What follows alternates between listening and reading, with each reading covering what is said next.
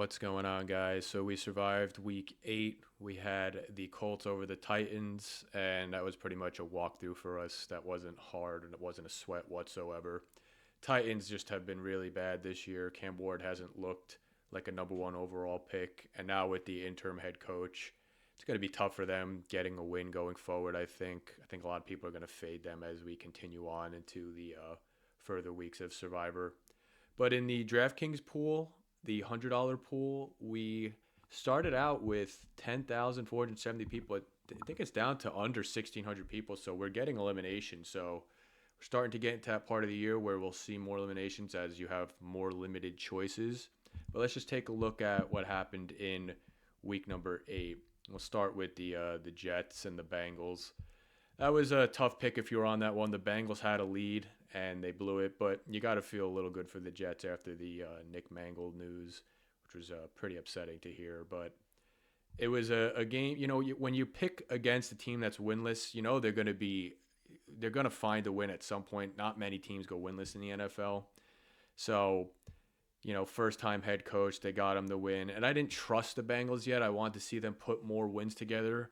And it turned out to be the right instinct because they lost to the Jets. So that was a bad beat if you were on the Bengals.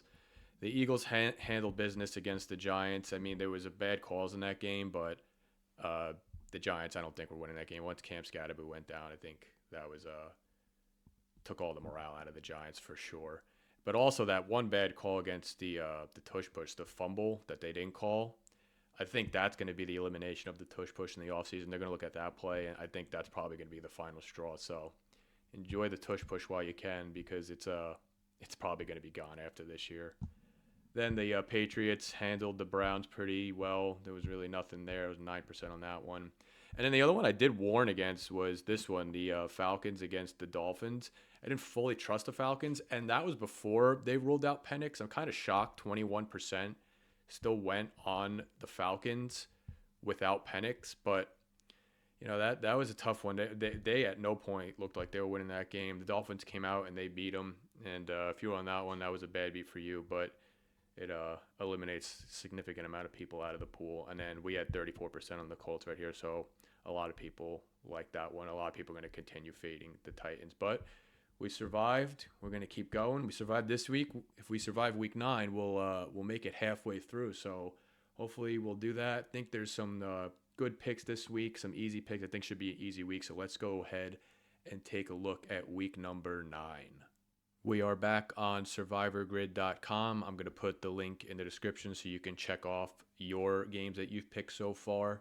And as you can see, we're kind of getting, limited in our selection, right? We've got 8 games already picked, so you start to see towards the top a lot of teams you already use. So that's why Survivor obviously gets more difficult as you go along. But let's just dive right into week 9. There's some easy picks this week. I think this one shouldn't be too hard of a week for most people unless you used a lot of the top teams already.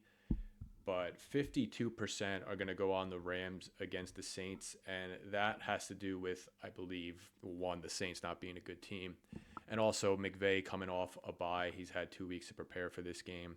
They're at home against the Saints. I think this one is going to be a top pick. You never like going over 50% of the pool, but obviously this should be a good game to pick with McVay having all that time to prepare for the Saints.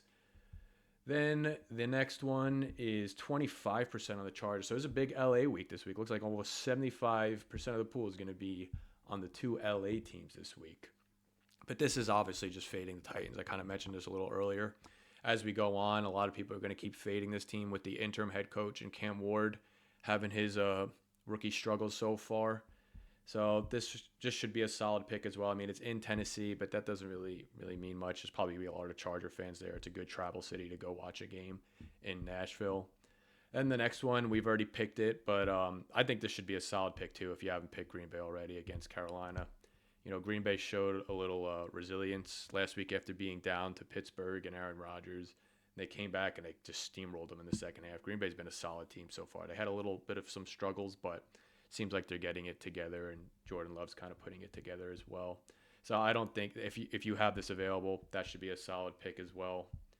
Baltimore against Miami, 3% on this one. I don't like picking Thursdays. It's not my cup of tea because it's the short week once again, less time to have a game plan, so there's more volatility in these games, I would say. But if you want to play some people like to do Miami beat the Falcons last week. They upset the Falcons. They like to fade a bad team after a big win because they don't think they could put two in a row together. So if you're of that mindset, you can pick Baltimore, but I don't like Thursdays. You guys know that already by now. So I wouldn't be on this one, but that's up to you. We can't pick it anyway. Detroit against Minnesota, that's another good one, I think. Minnesota hasn't really been able to put anything together. Wentz really hasn't had that much protection in his game. So the O-line for the Vikings has been struggling a little bit, so that shouldn't be a bad one. And then New England against Atlanta. Maybe Atlanta has a bounce back week next week, but yeah, that one I would probably consider as well. This one maybe not as much. I mean, if I had to pick out of these four that I've already used, I'd probably pick Green Bay if you have them available. But yeah, that's what I would say. And then the rest of these, I wouldn't trust this game. This game I feel like can go either way. I mean, I would lean Jacksonville, but I don't want that. This one, Giants, Niners, I could see that going either way. Don't trust Dallas enough with their defense yet. So a lot of these games, maybe you could pick Indy over Pittsburgh, but you never know. In Pittsburgh, it's tough. So, I think this week is really easy. You got a few options available. I'm going to pick the Rams over the Saints. I think McVay, with a 2-week preparation, should be a safe pick to have. I think a lot of people will fade Tennessee here, but, I never like just fading one team because, eventually they put one together. I don't think they're going to put it together against the Chargers. I think Harbaugh will handle it. But I like McVay against the Saints. He's had 2 weeks to prepare once again. They're at home. And I just think that this one should be a game that the Rams have to put together in order to, go win that division this year. So we'll lock it in, the Rams. I think, again, it'll be a sweat-free pick this week. Hopefully it'll be like the Colts game we just picked.